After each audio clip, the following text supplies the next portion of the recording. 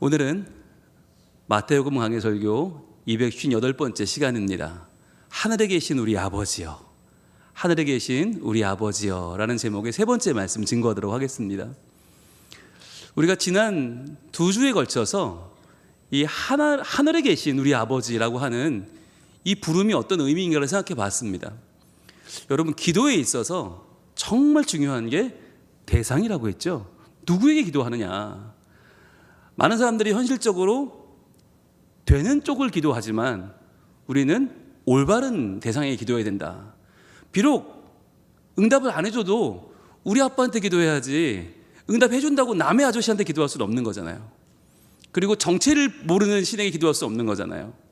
수많은 사람들이 내가 얻을 수만 있다면, 답을 찾을 수 있다면 나는 내 영혼이라도 팔겠다, 돈 몇 억을 주면 나는 영혼을 팔 수 있다라는 얘기는 뭐냐면, 누구든 관계없다, 내 기도를 들어줘 라고 하는 다급한 마음이고 절박한 심정이죠. 그런데 이럴 때 우리가 정말 기도해야 될 대상이 누구인가? 그분은 하늘에 계신 우리 아버지다.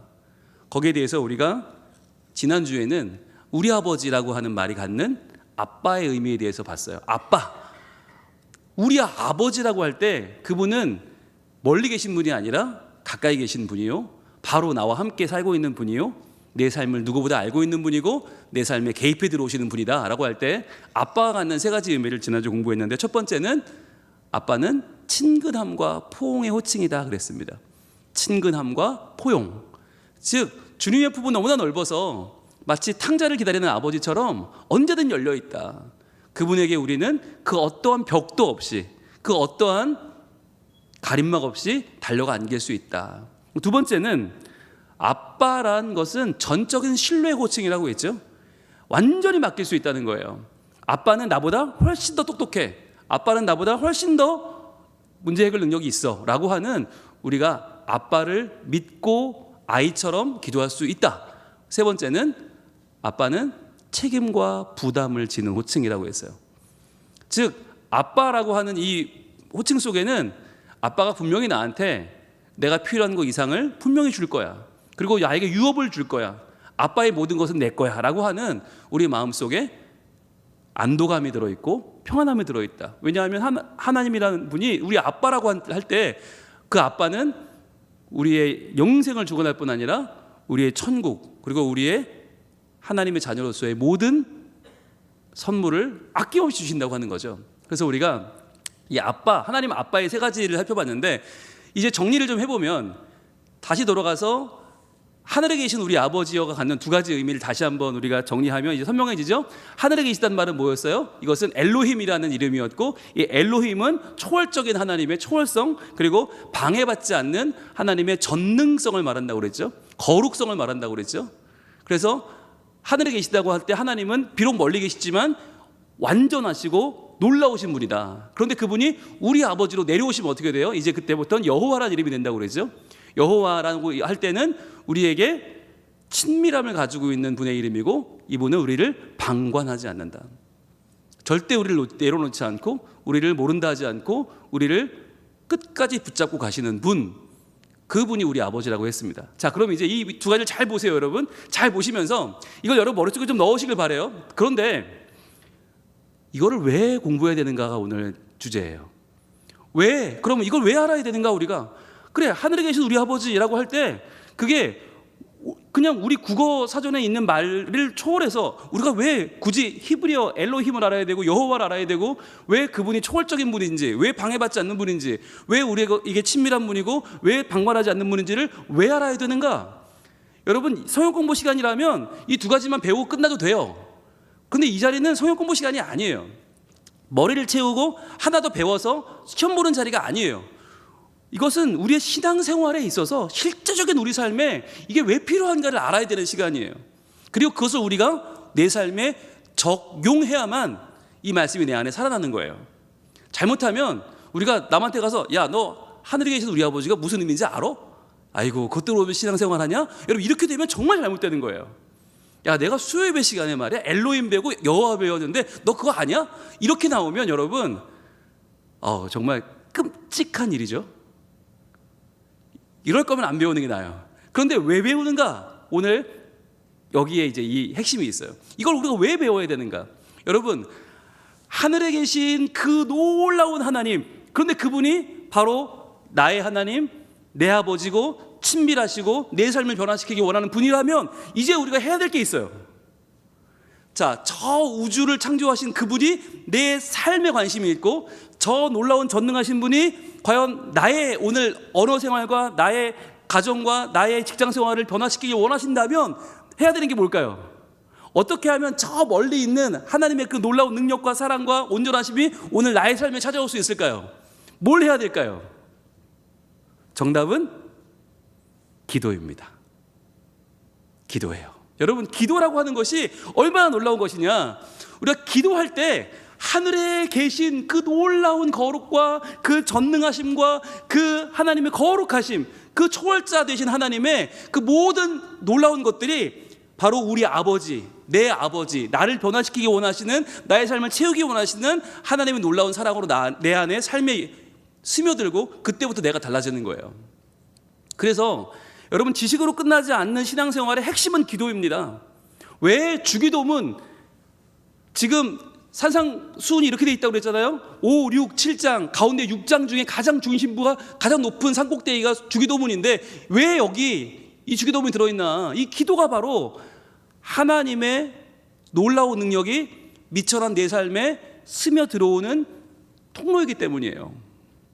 여러분, 아무리 저수지에 물이 많고 아무리 낙동강에 물이 많아도 우리 집에서 수도를 틀었을 때 물이 나오려면 뭐가 필요해요? 파이프가 필요한 거예요. 수도관이 필요한 거예요. 이 수도관이 연결되어 있지 않으면 낙동강에 아무리 물이 많아도 우리 집에 수도를 틀면 안 나와요. 여러분, 그게 기도입니다. 그래서 오늘 우리가 이 두 가지를 연결시킬 거예요. 하늘에 계신이라고 하는 하나님의 초월성과 전능성과 거룩성이 우리 아버지라고 하는 과연 친밀하고 포용적이고 우리를 책임지고 우리가 전적으로 신뢰할 수 있는 그분과 어떻게 만나는가, 그 자리가 바로 기도다.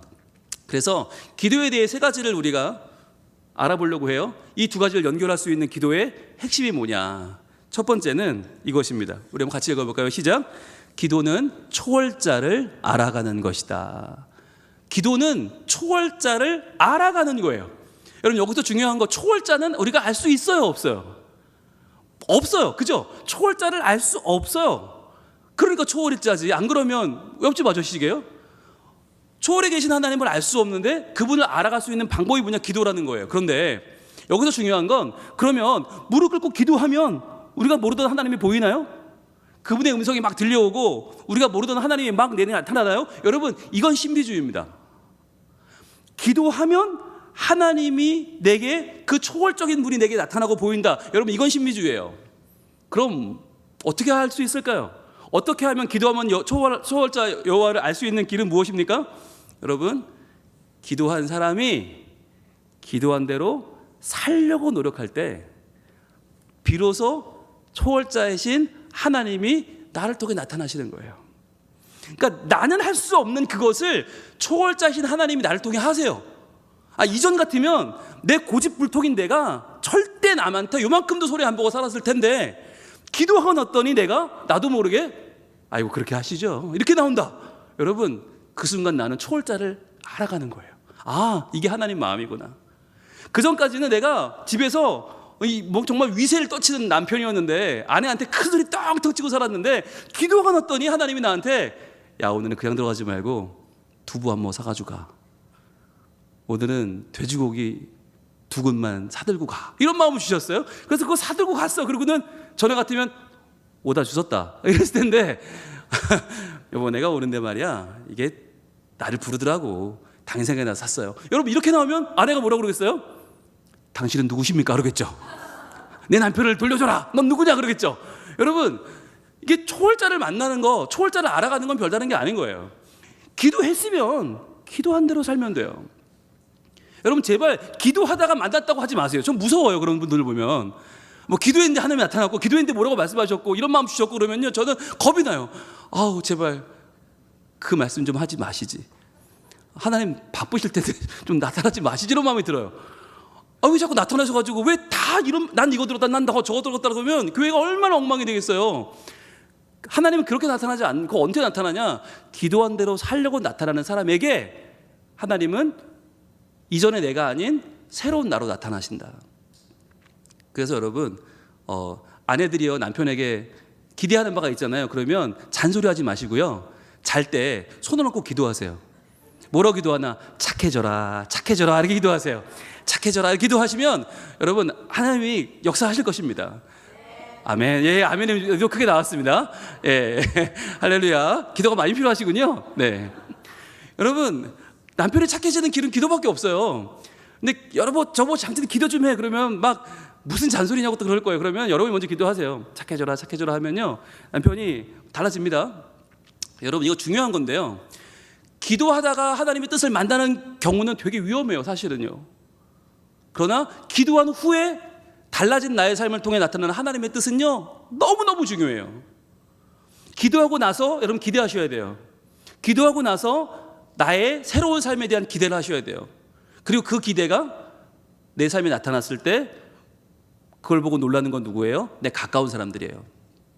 그래야 내 자녀가 예수님을 알게 되고, 그래야 내 아내가, 내 남편이 하나님을 믿게 돼요. 분명히 수요교도에 갔다 왔는데 잔소리를 하시면 안 되고, 수요교도에 갔다 왔는데 그때부터 까탈스러워지면 안 되고, 수요교도를 다녀왔으면 그 마음이 풀어져야 돼요. 그 마음이 녹아져야 돼요. 그리고 두부 같아져야 돼요. 딱딱해져서는 안 돼요. 자, 우리 같이 말씀을 볼 텐데 베드로전서 4장 7절 말씀 보겠습니다. 시작. 만물의 마지막이 가까이 왔으니 그러므로 너희는 정신을 차리고 근신하여 기도하라. 여러분 여기서 이 말씀을 제가 오늘 드리는 이유는 이 말씀을 너무 많은 분들이 오해를 해요.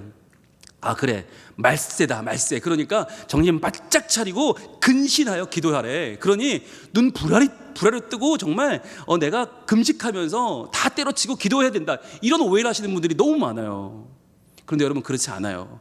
이 기도가 어떤 기도냐, 그게 바로 8절이에요. 같이 읽습니다. 시작. 무엇보다도 뜨겁게 서로 사랑할지니 사랑은 허다한 죄를 덮느니라. 여러분 이게 기도예요. 여러분 기도 많이 하신 분이 무서워지면 안 돼요. 기도 많이 한 분은 뜨거운 사랑으로 다 덮어야 돼요.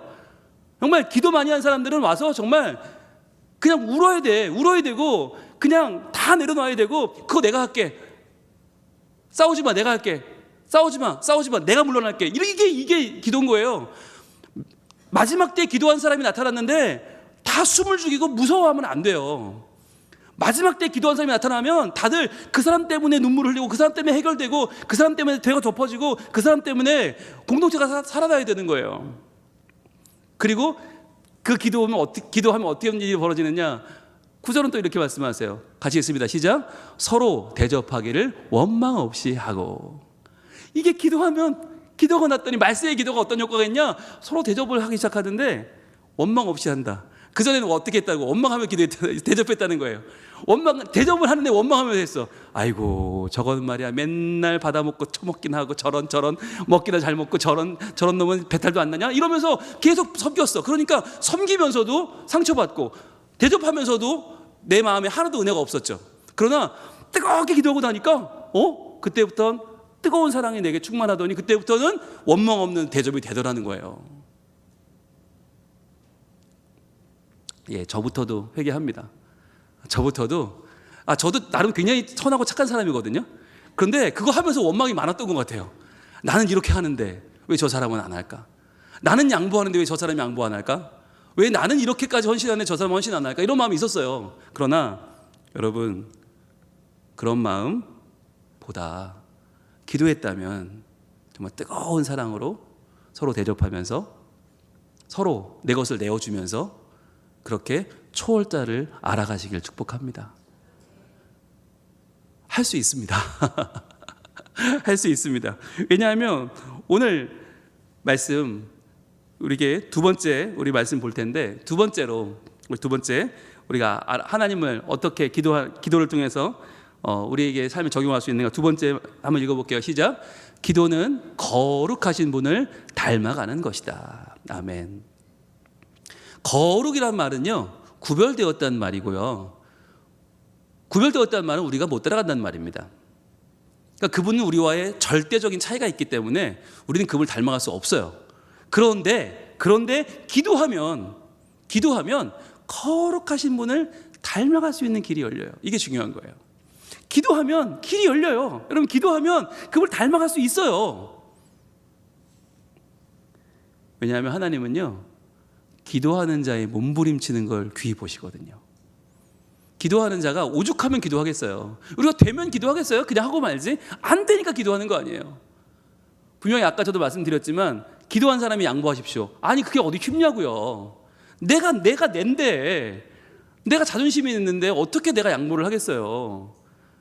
어떻게 내가 수그리고 들어가겠어요? 안 되죠. 안 되는데, 여러분, 기도하고 몸부림을 치면 하나님이 어떻게 봐주시나, 우리를 예쁘게 봐주시고 우리를 어여삐 보셔서 가능하게 해주시는 거예요. 그래서 여러분, 그 현장이 어디냐, 우리가 거룩한 분을 닮아가는 현장이 있습니다. 그것이 바로 가정입니다. 여러분, 저는 우리 수협에 나오시는 분들의 가정이 회복되기를 소원합니다. 사실 우리가 교회에서 말을 안 해서 그렇지 가정마다 너무 막 정말 핵폭탄을 안고 사시는 가정이 한둘이 아니에요. 이 나라에만 계엄령이 있는 게 아니에요. 집에도 숱하게 계엄령이 내려져요. 꼼짝도 하지 마. 시킨 대로 해. 차라리 귀신을 속여. 어떻게 날 속이냐 이러면서 완전히 집을 완전히 장악하고 계신 분들이 계십니다. 그분이 아빠일 수도 있고 엄마일 수도 있어요. 네, 아빠일 수도 있고 엄마일 수도 있어요. 자녀일 수도 있고 부모일 수도 있어요. 그 누구라도 관계없어요. 여러분, 가정이 하나님의 거룩하신 분을 닮아가는 곳이 될 때, 그럴 때 여러분, 좀 더 큰 가정인 교회가 회복됩니다. 가정이 병들었는데 교회가 회복될 수는 없어요. 그리고 가정이 회복돼야 우리 영혼도 회복돼요. 우리 영혼이 사는 보금자리가 가정인데, 가정이 망가졌는데 어떻게 우리 영혼이 살고 어떻게 기도가 돼요? 그러니까 여러분, 우리가 기도하면서 정말 구해야 될 건 뭐냐면 하나님의 거룩하심을 닮아가는 남편과 아내가 되고 그러한 부모가 되고 그러한 자녀가 되길 기도해야 됩니다. 그리고 만약에 여러분들이 볼 때 우리 엄마 아빠는 교회 다니는데 그런 사람처럼 안 보여. 그럼 어떻게 될까요? 네, 그 엄마 아빠를 위해 기도해야 돼요. 하나님, 거룩하신 하나님을 닮아가는 엄마가 되게 해주세요. 거룩하신 하나님을 닮아가는 아빠가 되게 해주세요. 네, 지금 이 설교를 제 큰아들이 듣고 있어요. 그래서 그래요. 우리 아들도 볼 때 우리 아빠는 교회에서 보면 목사님 같은데 집에서 보면 좀 아닌 것 같아, 이럴 수 있거든요. 그러면 어떻게 해야 돼요? 우리 아버지가 거룩함을 닮아갈 수 있게 기도해야 되는 거죠. 그런데 사실은 교회 안에서 그런 마음을 가진 자녀들이 아마 많을 겁니다. 그래서 그 자녀들이 기도하기 전에 먼저 우리가 기도해야 되는 거예요. 하나님, 제가 하나님을 닮아가는 부모, 하나님을 닮아가는 남편, 하나님 닮아가는 아내가 되게 하여 주시옵소서. 한 말씀 볼까요? 베드로전서 3장 7절 말씀 보겠습니다. 베드로전서 3장 7절 말씀 시작. 남편들아, 이와 같이 지식을 따라 너희 아내와 동거하고 그를 더 연약한 그릇이요 또 생명의 은혜를 함께 이어받을 자로 알아 귀히 여기라. 이는 너희 기도가 막히지 아니하게 하려 함이라. 아멘. 여러분, 분명히 말씀하셨어요. 너희 기도가 막히지 아니하게 하려 함이라. 기도가 막힌다는 얘기가 뭐예요? 기도했는데 답답하고 왠지 답이 안 오고, 기도했는데 영이 뚫리지 않고 영이 열리지 않고 답답하고 막히는 이유가 뭐냐? 그건 남편으로 제대로 안 해서 그런다는 거예요. 교회 와서 굉장히 신앙인인 것처럼 하지만 결국 그 남편이 아내를 사랑하지 않으면, 오늘 말씀에 이렇게 말씀하죠. 남편들아, 이와 같이 지식을 따라. 지식, 이게 뭐예요? 하나님의 말씀이죠. 말씀을 알면 그 말씀을 아는 만큼 어떻게 하라고요? 지식을 따라 너희 아내와 동거해야 된다.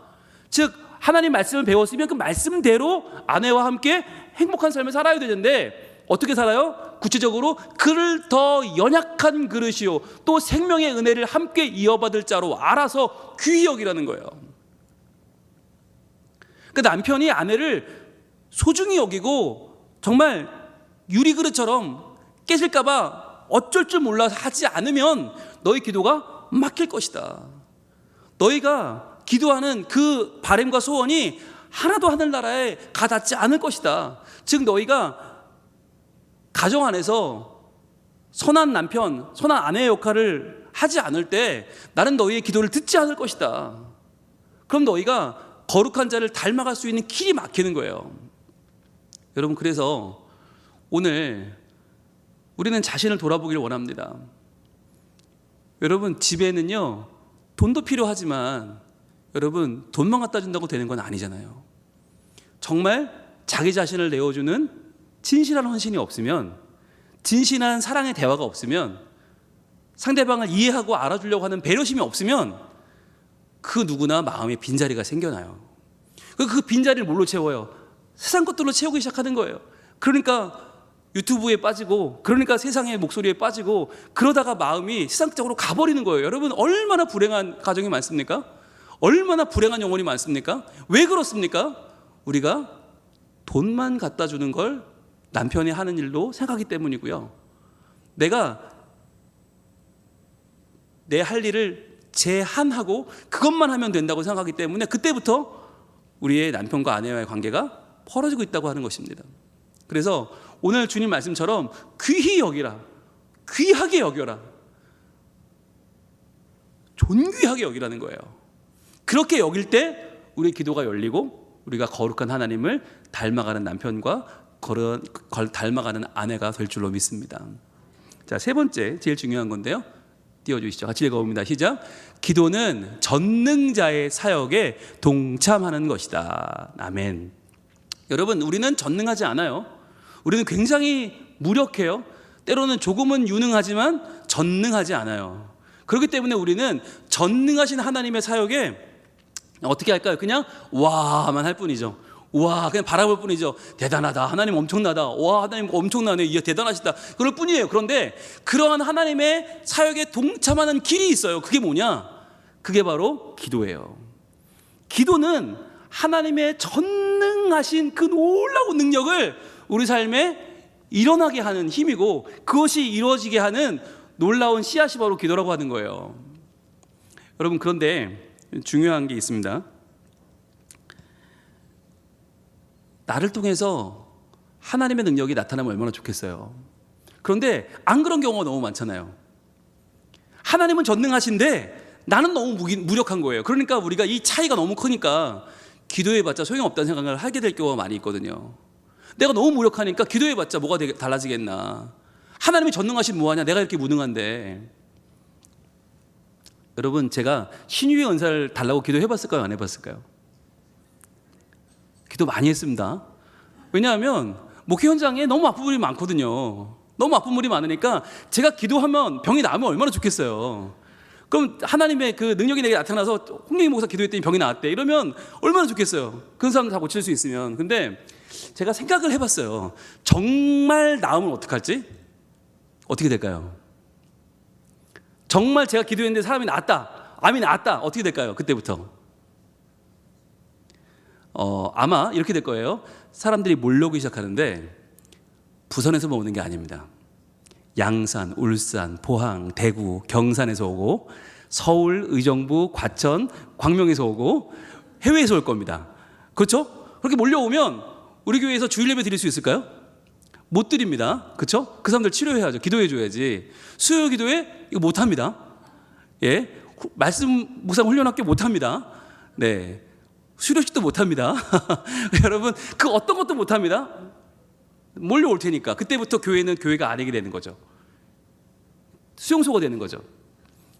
그래서 제가 언젠가부터 그 기도를 포기했어요. 네, 대신에 구한 게 있어요. 뭔지 아세요? 하나님, 제가 기도하면 바로 낫지 않아도 좋으니 하나님의 때에 하나님의 방법으로 반드시 낫게 해주세요. 그걸 기도하기 시작했어요. 여러분, 은사와 은혜가 어떻게 다르죠? 은사는 바로 낫는 거예요. 근데 제가 기도했더니 바로 나아요. 그럼 뭐라고 그럴까요, 그 사람이? 홍룡이 목사가 기도했더니 병이 나았대, 이럴 거 아니에요. 그러면 제가 고친 거죠. 그건 저에게 영광이 올 거 아니에요? 그러나 내가 기도했는데 그분이 안 나았어요. 그런데 약을 먹고 치료를 받고 수술을 받고 때가 되어 나았어요. 그럼 그건 뭐라고 그래요? 제가 기도에 낫다고 그러지 않겠죠? 뭐라고 그럴까요? 하나님이 고쳐주셨다. 그게 은혜인 거죠. 제가 이번에 저희 목사님들 모임을 했는데 갔는데 그 얘기를 실제로 들은 얘기예요. 한 목사님의 이모부가 목사님인데 그분이 신유의 은사를 받았대요. 너무 부럽죠. 받았는데 그분이 당시에 20명 개척교회 하고 있었대요. 근데 그분이 40일 작정 기도를 하고 신유의 은사를 받은 거예요. 받았더니 무슨 일이 벌어졌나? 기도하니까 암 환자가 나았대요. 실제로 소문이 팍, 암 환자가 팍. 그래서 교회가 어떻게 됐냐? 20명 교회가 순식간에 300명이 됐대요. 순식간에 뭐 어마어마한 부흥을 이뤘어요. 자, 그런데 한 달 후에 그 은사가 사라졌어요. 어떻게 됐을까요? 싹 다시 20명이 됐다는 거예요. 그 교회에 후임자를 찾는데 후임자가 오겠다는 사람이 없어서 아들에게, 해외 유학하고 박사 받고 온 아들에게 물려줬답니다. 그 얘기를 들으면서 어떤 생각을 했을까요? 아, 내게 은사가 없는 게 얼마나 다행인가. 왜냐하면 여러분, 그 은사가 계속 있으면 얼마나 좋겠어요. 그런데 은사는 은사라서 필요할 때 잠시 오지만 영원하지 않거든요. 그러면 사람들도 그 은사자를 버려요. 그래서 저도 그때 그 얘기를 듣고, 아, 그래도 기도하길 잘했다. 은사를 구하지 않고 은혜를 구하기를 잘했다. 그래서 여러분, 제가 장담할 수 있는 건요, 제가 기도해도 바로 낫지는 않아요. 네, 그날 또는 다음날 낫지는 않아요. 그러나 저한테 기도를 받으시고 계속 꾸준히 약을 드시고 계속 운동을 하고 계속 식이 조절을 하고 계속 푹 주무시고 필요할 때 입원도 하고 필요 없는 수술도 받으면 반드시 나을 줄 믿습니다. 네, 하나님의 은혜로 나을 거예요. 그러니까 저한테 오세요. 네, 제가 기도해 드릴게요. 여러분, 우리가 성경을 읽을 때 오해하면 안 되는 게, 성경의 모든 것을 은사로 구하면 안 돼요. 은혜로 구해야지. 그래서 우리가 말씀을 볼 텐데, 야고보서 5장 14절, 야고보서 5장 14절 말씀 같이 읽습니다. 시작. 너희 중에 병든 자가 있느냐? 그는 교회의 장로들을 청할 것이요, 그들은 주의 이름으로 기름을 바르며 그를 위하여 기도할지니라. 여러분 보세요. 자, 너희 중에 병든 자가 있느냐? 자, 병든 자가 왜 없겠어요? 많죠. 그런데 그는 교회의 장로들을 청할 것이요. 여기서 말하는 장로라고 하는 직분은 이 당시에 가르치는 장로인 목사님들과 치리하는 장로를 같이 묶어서 말합니다. 교회 지도자들을 말합니다. 지도자들을 부르라는 거예요. 말을 해라. 교회 얘기를 해라. 즉 교회의 기도를 요청해라. 혼자 그 병을 끙끙 앓지 말고 교회의 이야기를 하라는 거예요. 그래서 그들을 청해라. 그들은 주의 이름으로 기름을 바르며 그를 위하여 기도할지니라. 여기 중요한 거, 주의 이름으로 기름을 바르며 기도할지니라. 혹시라도 누가 기도했더니 나았다, 이런 얘기 안 나오게 해라. 왜? 그런 일은 잘 벌어지지 않을 뿐더러 그런 일은 유익하지 않다는 거죠. 분명히 하나님이, 전능하신 하나님이 기도를 통해 우리에게 역사하세요. 우리가 동참하게 하세요. 그러나 뭔가 기적적으로, 뭔가 초자연적으로 일어날 걸 기대하지 말고, 그러나 주의 이름으로 이 병이 고침받고 나음을 얻을 줄 믿고, 기름을 바르라는 건 뭐냐면 성령의 임재를 상징하거든요. 성령의 임재를 구하며 기도하라는 거예요. 그를 위해서 기도하라. 여러분, 여기 중요한 거, 그의 병을 위해 기도하는 게 아닙니다. 오해하지 마세요. 그의 병을 위해 기도하는 게 아니라 그를 위해 기도하는 거예요. 하나님, 병이 있는 이 사람이 이 병을 이겨낼 수 있는 믿음을 주시고, 이 병을 이겨낼 수 있는 하나님의 사람이 되게 하여 주시옵소서. 병이 나았을 때 하나님께 감사하며 하나님께 예배하며 하나님을 위하여 살고 하나님을 위하여 죽을 수 있는 하나님의 사람으로 세워주옵소서. 여러분, 우리가 병을 위해 기도하면, 잘못하면 그 사람이 나아도 그 교회를 떠나요. 창피해서. 내가 아팠다는 걸 아는 사람들과 있기 싫어서 떠나요. 그 문제가 해결돼도 내가 원래 문제 있었던 사람이라는 걸 알고 있는 사람들을 떠나서 사라져버려요. 여러분, 심각한 문제가 벌어져요. 그래서 우리는 그의 병을 위해 기도하지 않고 그를 위하여 기도해야 되는 거예요. 자, 그렇게 기도하면 어떤 일이 벌어져요? 15절입니다. 시작. 믿음의 기도는 병든 자를 구원하리니 주께서 그를 일으키시리라. 혹시 죄를 범하였을지라도 사하심을 받으리라. 아멘. 자, 믿음의 기도는 뭐 한다고요? 병든 자를 구원한대요. 자, 병든 자를 낫게 하는 게 아니에요. 지금 병이 문제가 아니에요. 그 병이 들어서 병 때문에 낙담하고 병 때문에 하나님이 없다고 하고 병 때문에 좌절한 그 사람을 구원하는 하나님의 능력이 나타난다는 거예요. 그래서 주께서 그를 일으키시리라. 병 중에는 못 일어나는 병도 많지만 일어나 다니는 병도 많잖아요. 근데 왜 일으킨다고 했느냐? 그것은 그의 낙담의 자리, 좌절의 자리, 불신의 자리에서 그를 일으킨다는 거예요. 여러분, 그래서 우리가 병든 자를 위해 기도할 때 병을 낫게 해주세요라고 기도하지만 하나님의 역사는 반드시 병이 낫는 것으로 나타나지는 않는다. 그러나 그를 구원하시는 하나님의 역사, 병 때문에 낮아지고 깨어지고 상한 그의 마음을 하나님이 일으켜 주신다는 거예요. 그리고 혹시나 우리가 또 오해할까봐, 착각할까봐 하나님이 한마디를 더 붙이셨어요. 혹시 죄를 범하였을지라도 사하심을 받으리라. 이거 우리가 어떻게 합니까? 우리가 기도한다고 병든 사람의 죄를 어떻게 사하게 합니까? 못하는 거예요. 그러니까 이것을 하나님이 하신다는 거예요. 이것을 위해서 우리 뭘 해라? 기도해라. 기도하면 하나님이 병든 자를 구원하고 하나님이 죄도 사해 주시고 하나님이 그를 일으키실 것이다. 하나님이 일하실 것이니 걱정하지 말고, 네가 신유의 은사가 없다는 것 때문에 좌절하지 말고, 네가 이게 기도가 먹힐까 될까 신경 쓰지 말고 일단은 기도를 해라. 그러면 네가 기도한 그 사람의 영혼을 내가 어루만질 것이다. 내가 돌볼 것이다. 내가 일으킬 것이다. 내가 구원할 것이다. 하나님 말씀하십니다. 그래서 여러분, 다른 사람의 영혼을 위해서 기도하는 건 너무너무 중요한 일이고, 다른 사람의 가정을 위해서, 다른 사람의 건강을 위해서, 다른 사람의 영적인 문제를 위해서 기도하는 건 너무너무 중요한 일입니다. 여러분, 이 일을 위해서 여러분 포기하지 마시고, 우리의 기도로 할 수 있는 세 가지 뭐였어요? 우리의 기도로 초월자를 알아갈 수 있다고 그랬죠.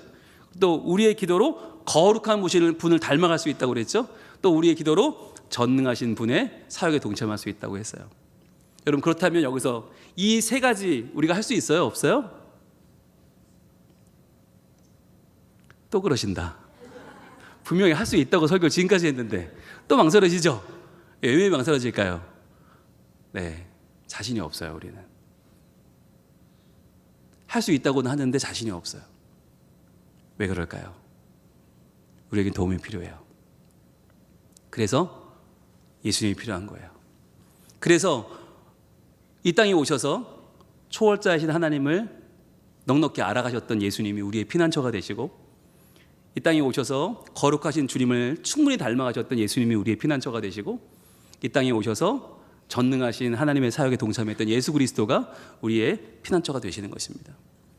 이 시간에 우리가 찬양하고 기도할 때, 예수님, 저는 아무리 설교를 들어도 남의 이야기 같고 저는 안 될 것만 같습니다. 그러나 예수님이 먼저 인간으로 이 땅에 오셔서 이미 이를 이루셨으니 저희 피난처 되어주시고, 아바 아버지, 우리의 아바 아버지에게, 그 아빠 아버지에게 제가 나의 영혼을 드리고 나의 삶을 드려서 하나님을 알아가고 하나님을 닮아가고 하나님 사역에 동참하는 하나님 자녀가 되게 하여 주시옵소서. 이 시간에 우리 같이 찬양하고 기도하겠습니다.